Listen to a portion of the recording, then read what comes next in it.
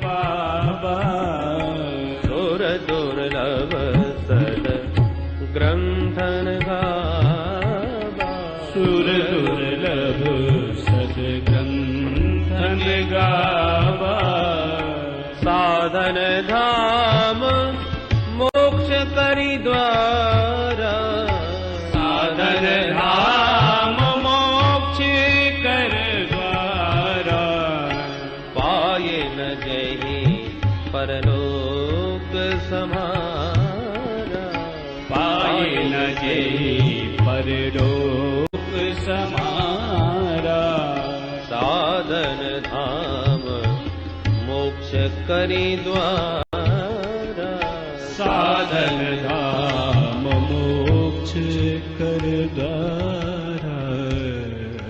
तो ये साधनों का धाम है। इस मनुष्य शरीर से ही साधन कर सकते हैं, उस परम तत्व को जान सकते हैं। इसलिए इस चाबी का सदुपयोग करना आना चाहिए।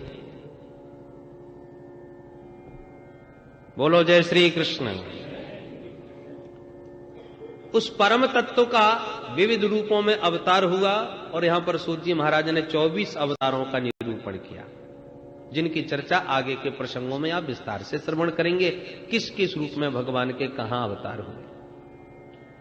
सौनक जी ने पूछा, महाराज जिस भागवत का आप हमें उपदेश दे रहे हैं, ये भागवत की रचना किसने करी, कब करी, कहां करी, क्यों करी। कस्मिन् योगे प्रवृत्तयम् स्थाने वाकेन हेतुना। सूत जी कहते हैं, ऋषि हो, जिस समय द्वापर के अंत में श्री कृष्ण द्वैपायन वेदव्यास जी का प्राकट्य हुआ, ये भगवान के कलावतार हैं। कलावतार उसे कहते हैं जब भगवान उपदेश दे करके जीवों को मार्गदर्शन कराते हैं। जैसे कपिल भगवान हुए, श्री वेदव्यास जी महाराज हुए, इन्होंने उपदेश दे करके जीवों का पथ प्रदर्शन किया, इसलिए ये भगवान के कलावतार कहे गए। तो पराशर ऋषि के द्वारा मत्स्य गंधा के उदर से प्रकट हुए श्री वेदव्यास जी महाराज परावर विदो विदु, भूत भविष्य वर्तमान को प्रत्यक्ष अपनी दिव्य दृष्टि से देखने वाले अमोघ दृष्टा। व्यास जी महाराज ने भविष्य पर दृष्टिपात करके देखा तो घोर कलिकाल के कलुषित प्राणियों को देख करके चित्त अशांत हो गया। हरे राम राम। मंदा सुमंद मतयो मंद भाग्याह्युपद्रुता। जीवों का कैसे कल्याण होगा कलिकाल में। लोगों की बुद्धि मंद, भाग्य भी अति मंद। कोई बुद्धिहीन व्यक्ति हो पर भाग्यशाली यदि हो तो काम चल जाएगा। भाग्यहीन व्यक्ति हो पर बुद्धिमान हो तो बुद्धि के बल पर अपना निर्वाह कर लेगा। पर बुद्धि और भाग्य दोनों ही समाप्त हो गए हो, दोनों ही मंद पड़ गए हो, तो ऐसे जीवों का कैसे कल्याण होगा। इसलिए व्यास जी महाराज ने उन सब का ध्यान रखते हुए एक वेद के 4 विभाग कर दिए, ऋग्वेद, यजुर्वेद, सामवेद, अथर्ववेद। पर चित्त को फिर भी शांति नहीं हुई, क्योंकि वेदों में ज्ञान का भंडार तो बहुत भरा पड़ा है, पर वेद के दुरूह ज्ञान को समझने वाला नहीं, टेढ़ी भाषा है। तो उसको और सरल करने के लिए पंचम वेद महाभारत की रचना करी। जिनकी गति वैदिक ज्ञान में न हो वो महाभारत का स्वाध्याय करके वैदिक ज्ञान प्राप्त कर सकेंगे, इसलिए महाभारत की रचना हुई। परंतु फिर भी मन को संतोष नहीं हुआ। तब पुराणों की रचना प्रारंभ करी और एक एक करके 17 पुराण लिख डाले, पर व्यास जी महाराज का मन अभी भी संतुष्ट नहीं है। सोच रहे थे भाई अब क्या किया जाए। 17 पुराण तक लिख डाले, सोच रहे थे कि अचानक उनके कान में ध्वनि सुनाई पड़ी, नारायण नारायण नारायण श्रीमन्नारायण नारायण नारायण श्रीमन्नारायण नारायण नारायण श्रीमन्नारायण नारायण नारायण लक्ष्मी नारायण नारायण नारायण लक्ष्मी नारायण नारायण नारायण लक्ष्मी नारायण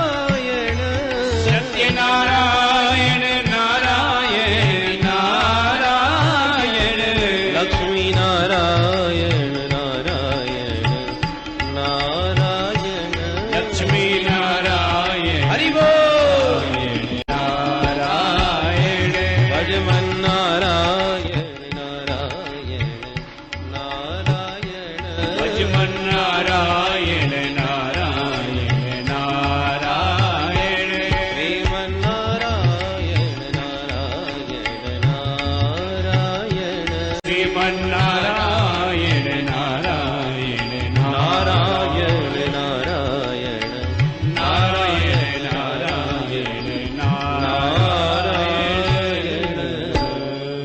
वो लक्ष्मी नारायण भगवान की जय। देवर्षि नारद गोविंद के गुणानुवाद गाते हुए अपनी वीणा पर प्रकट हो गए व्यास जी के सामने। देवर्षि नारद का दर्शन करते व्यास जी महाराज खड़े हो गए और पूजयामास विधिवत नारदम सुर पूजितम। बड़े बड़े देवताओं के द्वारा परम पूज्य देवर्षि नारद को व्यास जी महाराज ने विधिवत पूजन किया। पाद्य अर्घ आचमन आदि के द्वारा अतिथि पूजन करने के पश्चात जब आदर पूर्वक आसन दे के बैठाए तो नारद जी मुस्कुराए। पाराशर्य महाभाग भवतः कच्चिदात्मना परितुष्यति शारीर आत्मा मानस भवान।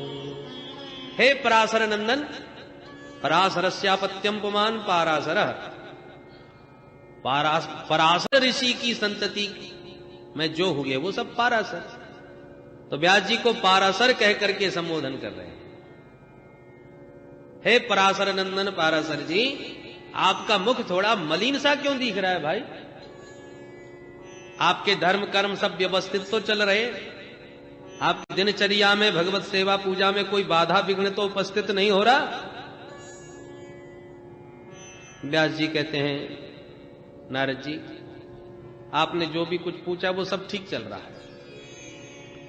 मेरे पूजा पाठ में कहीं कोई बाधा नहीं है, पर ये सब करने के बाद मैंने जीवों के कल्याणार्थ भी बड़े बड़े ग्रंथों की रचना कर डाली, फिर भी न जाने क्यों चित्त को चैन नहीं पड़ रहा। अभी भी मेरा मन संतुष्ट नहीं हो पा रहा। अभी भी मेरे हृदय में एक आह्लाद जो होना चाहिए कि मैंने समाज के लिए कुछ किया, वो पूर्ण संतुष्टि मेरे मन में नहीं है। और वो क्यों नहीं है ये कारण मैं स्वयं भी नहीं जानता। नारद जी बोले तो हम बताएं? महाराज बड़ी कृपा होगी, बताइए।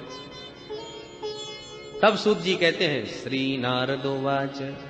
अब नारद जी बोले, अब ध्यान दीजिए, पहले केवल नारद उवाच कहा, वो अब लिख रहे हैं श्री नारदोवाच। श्री अब लगाई, पहले नहीं लगाई। क्यों? क्योंकि पहले केवल नारद जी बोल रहे थे, अब जो बोल रहे हैं वो नारद जी तो बोलते दिखाई पड़ रहे हैं, परंतु प्रेरणा देने वाले तो परमात्मा है। नारद जी के भीतर से परमात्मा बोल रहे हैं व्यास जी का मार्गदर्शन कराने के लिए, इसलिए श्री लग गई, श्री नारदोवाच। क्योंकि अब नारद जी भागवत का उपदेश दे रहे हैं व्यास जी को भगवान के माध्यम। भागवत का मतलब भगवता प्रोक्तम, भगवान ने जो कहा। अरे भगवान ने तो ब्रह्मा जी को कहा था, और ब्रह्मा जी जो नारद जी को कहा वो क्या था?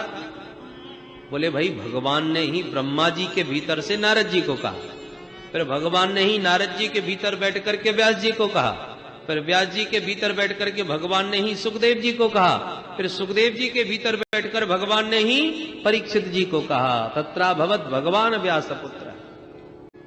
इसलिए बोलता हुआ कोई भी दिखाई पड़े, और वक्ता के भीतर से बुलाने वाले तो परमात्मा ही होते हैं, इसलिए वक्ता भगवत स्वरूप ही होता है। इसलिए श्री नारद उवाच कह करके संकेत दे रहे हैं सूत जी के अब केवल नारद नहीं बोल रहे, नारद जी के भीतर से भगवान बोल रहे हैं। नारद जी कहते हैं व्यास जी, तुमने बहुत कुछ लिखा और अपनी लेखनी में बहुत चमत्कार दिखाए। कहीं कहीं पे तो और आपने ऐसे व्यामिश्रित वाक्य बोल दिए कि लोगों की बुद्धि चक्कर खाई गई समझने में, अर्थ लगाने में। और कई जगह तो आपके वाक्यों ने अर्थ का अनर्थ भी कर दिया। जैसे हिंसा पर रोक लगाने के लिए कहीं कहीं पर आपने हिंसा को ही नियम बना दिया। अमुक यज्ञ करते समय अमुक पशु का बलिदान कर दो। एक तरफ तो लिख रहे हो अहिंसा परमो धर्म, दूसरी तरफ लिख रहे हो पशून आलभेत। तो लोगों ने तो आपके वचन को प्रमाण पत्र बना करके पशुओं का बलिदान करना चालू कर दिया। समाज में तो एक हिंसा का अधिकार लोगों को मिल गया, जबकि आपका उद्देश्य तो ये नहीं था। आपका उद्देश्य तो निवृत्ति परक था कि जो चायदब मारते रहते हैं पशुओं को, उनको एक प्रतिबंध लगा करके रोकना चाहिए। कैसे? बोले अमुक यज्ञ करते समय अमुक पशु की बलि चढ़ा दो, तो कम से कम जब कोई यज्ञ होगा तभी तो कोई पशु का बलिदान होगा। जो रोज रोज काट रहे हैं वो तो बच गए। तो नित्य की हिंसा को रोकने के लिए हिंसा को एक नियम में आपने बांधा ताकि कम हिंसा हो गए। पर लोगों ने तो आपके वचन को प्रमाण पत्र बना करके, जो नहीं करने वाले थे उन्होंने भी हिंसा करना प्रारंभ कर दिया। तुम कितना बढ़िया बोल रहे हो, कितना व्याकरण सम्मत बोल रहे हो, ये भगवान नहीं देखते। पर क्या बोल रहे हो, कहां से बोल रहे हो, वाणी का वैभव भगवान नहीं देखते। प्रतिपाद्य विषय क्या है तुम्हारा, बोल किसके बारे में रहे हो। बहुत उच्च कोटि का विद्वान साहित्य भाषा में यदि किसी के राजा के गुणानुवाद गावे तो उसका कोई महत्व नहीं। और ग्राम्य भाषा में, देहाती भाषा में भी कोई गोविंद के गुण गावे तो बड़े बड़े संत सुनकर के मुग्ध हो जाते हैं प्रभु की उस महिमा को। तुम्हारा प्रतिपाद्य विषय क्या है?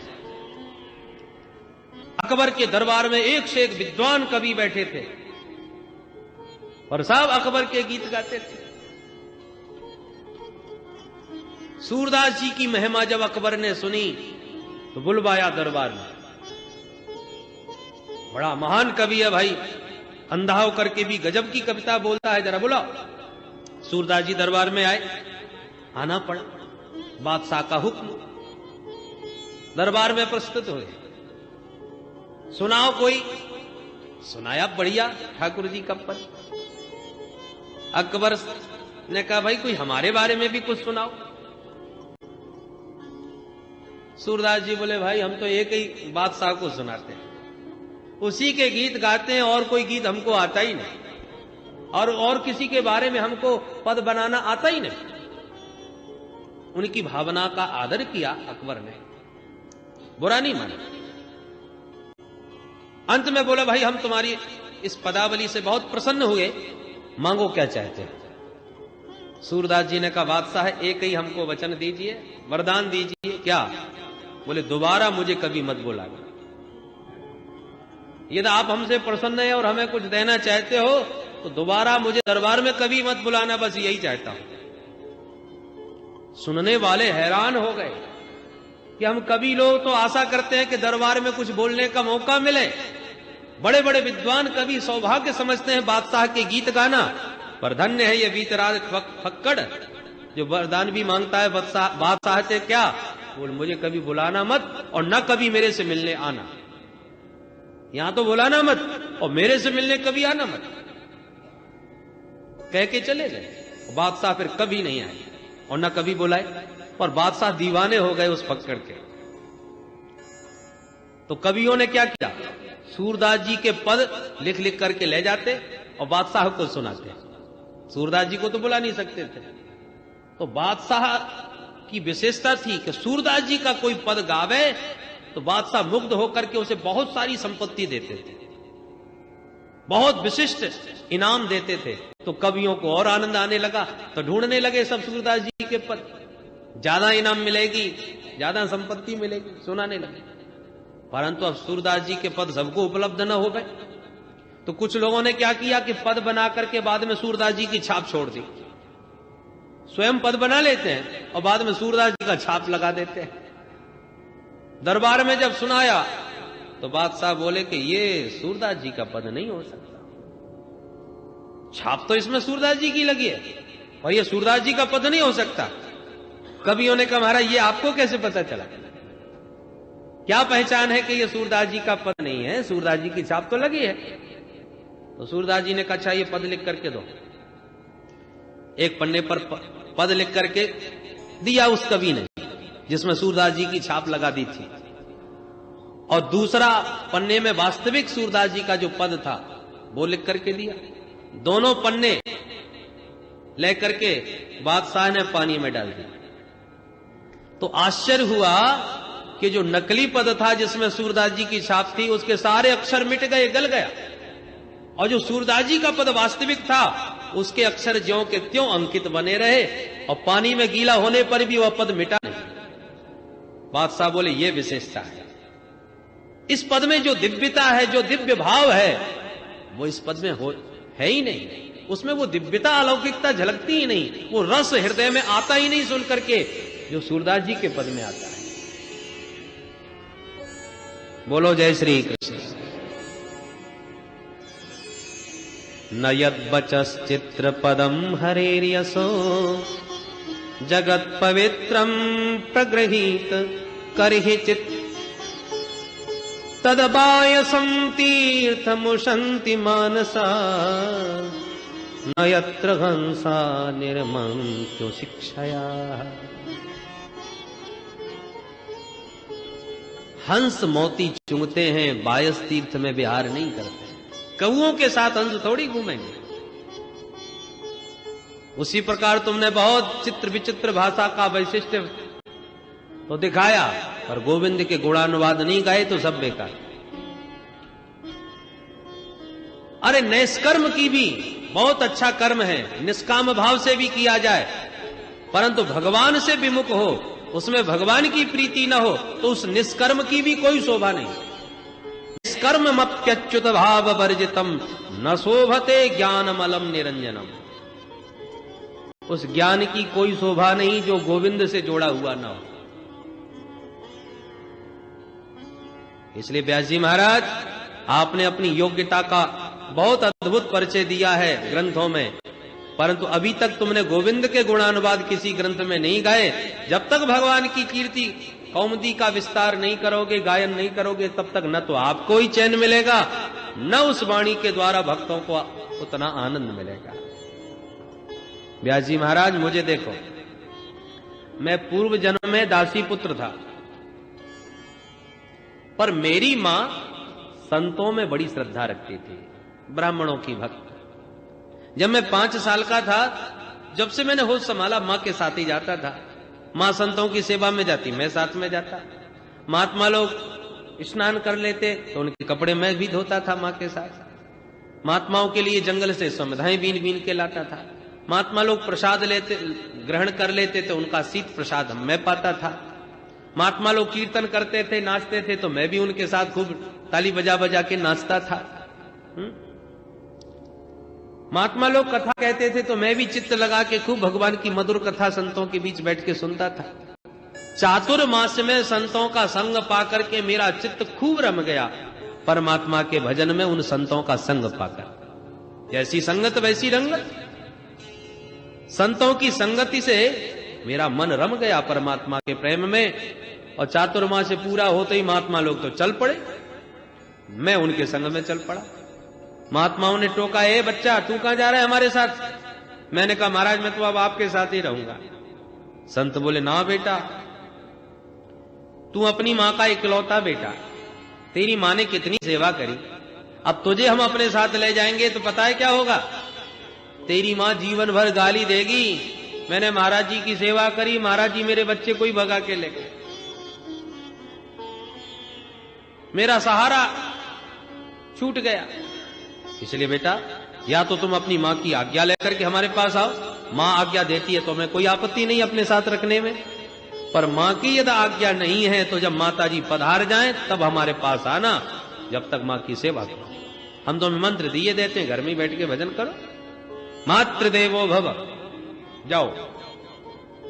नारद जी कहते हैं, व्यास जी मैं जानता था कि मेरी मां मुझे कभी छोड़ने की आज्ञा नहीं देने वाली, इसलिए मां से मैंने कुछ नहीं कहा, और महाराज जी का मंत्र लेके चला आया और घर में ही बैठ के माला जपने लगा।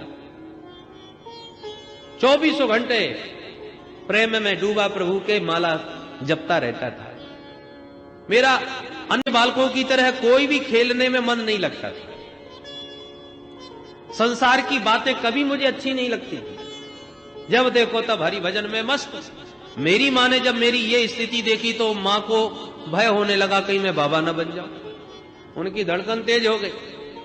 माताओं को इस बात का बहुत डर लगता है कि मेरा बेटा बाबा न बन जाए, और कुछ न बन जाए उसकी उतनी चिंता नहीं करती। चोर न बन जाए, डकैत न बन जाए, नेता न बन जाए, वो कुछ भी बन जाए, पर बाबा न बन जाए ये बहुत डरती। थोड़ा भी तिलक चंदन और कंठी धारण करके माला सटकाई कि माता जी घबराई। नारद जी कहते हैं व्यास जी, मेरी मां को चिंता होने लगी। मेरी घर में जो भी आता मेरी मां एक ही बात करती, अरे महाराज मेरे बेटे की जल्दी से कहीं शादी करवा दो।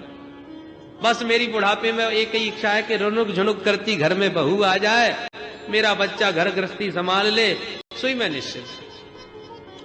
नारद जी कहते हैं मैंने जब मां की ये बातें सुनी तो मेरी धड़कन और ज्यादा तेज हो गई। हे प्रभु ये क्या झंझट है। अभी मां की प्रतीक्षा कर रहा हूं कि माता जी पधारेंगे, सोई चला जाऊंगा भजन करने संतों के साथ। और कहीं शादी करके मैया गई तो फिर देवी जी के पधारने की प्रतीक्षा करनी पड़ेगी, फिर तो मेरा पूरा जीवन ही प्रतीक्षा करते करते बीत जाएगा। क्या करूं। हे प्रभु अब आप ही कुछ करो।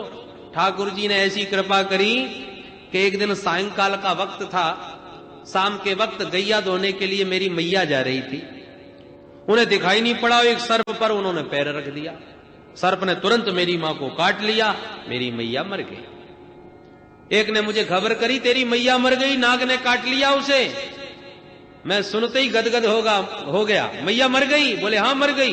मन में तो मैं बड़ा खुश हुआ, पर ऊपर से थोड़ा मुंह लटका करके आंसू बहाया, क्योंकि यदि ऊपर से खुश होता तो मेरे को संसार के लोग खूब गाली देते कि मैया मरने की खुशी मनाता है।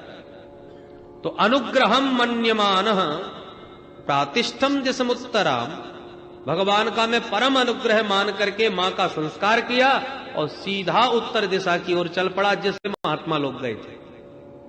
अब महात्मा तो कब के गए, मैं कहां ढूंढता उन्हें, ढूंढ ढूंढ के परेशान, महात्मा कहीं नहीं मिले। एक दिन जब चलते चलते खूब थक गया तो एक सरोवर दिखा। सरोवर में मैंने स्नान किया, पानी पी करके प्यास बुझाई। स्नात्वा पीत्वा हृदय नद्या उपस्पृष्टो गतश्रमः। पानी पीकर प्यास बुझाकर जब मेरा परिश्रम दूर हो गया तो एक वृक्ष की सघन शीतल छांव में मैं बैठ गया, थोड़ा आराम करूं। बैठ गया तो आसन जमा करके आंख बंद करके वही मंत्र जपने लगा कि थोड़ी देर ध्यान करूं, भजन करूं, फिर आगे चलूं, फिर ढूंढूंगा। परंतु वो दिव्य स्थान ऐसा पावन था व्यास जी कि मैं जैसी माला लेके भजन कर रहा था, ध्यान लगा रहा था प्रभु के रूप का, कि हृदयासीन में सनेर हरि, धीरे से भगवान की सावलनी सलोनी सूरत मेरे हृदय में प्रकट हो गई। और जो भगवान की बाकी झांकी आभा प्रभा शोभा का दर्शन किया मैंने ध्यान में, मेरे आनंद का पारावार नहीं रहा। ओहो मेरी साधना सफल हो गई, मैं सिद्ध हो गया, मुझे साक्षात नारायण का साक्षात्कार हो गया, मेरे आनंद का ठिकाना नहीं रहा। और उस आनंद के सागर में खूब गोता लगा रहा था कि अगले क्षण वो छवि गायब हो गई। अब मेरे को बड़ी घबराहट हुई, ये दिखते दिखते कहां भाग गए अचानक भगवान। मैंने फिर दोबारा आसन लगाई, फिर वही भजन किया, फिर वही ध्यान लगाया, लाख कोशिश करी, दोबारा कुछ नहीं हुआ, कुछ भी नजर ना आवे। अब तो मेरी विरह वेदना इतनी प्रबल हो गई, मैं चीत्कार करके रोने लगा, छाती पीटने लगा। हे प्रभु क्या हो गया, मेरे से कौन सा दोष बन गया, अपराध बन गया, कि इतने सुंदर सुंदर छवि का दर्शन कराते कराते आप क्यों भाग गए। जब मैं बहुत बुरी तरह रोया बिलखा तो अचानक मेरे कान में प्रभु की वाणी सुनाई पड़ी, आकाशवाणी की, अविपक्व कषायाणां दुर्दर्शोऽहं कुयोगिना। अरे वत्स तुम अभी परिपक्व योगी नहीं हो, कच्चे हो। जब परिपक्व सच्चे योगी बन जाओगे तभी तुम्हें मेरा दिव्य दर्शन प्राप्त होगा, अभी तुम अनधिकारी हो। इसी प्रकार साधना करो, फिर तुम्हें हम मिलेंगे।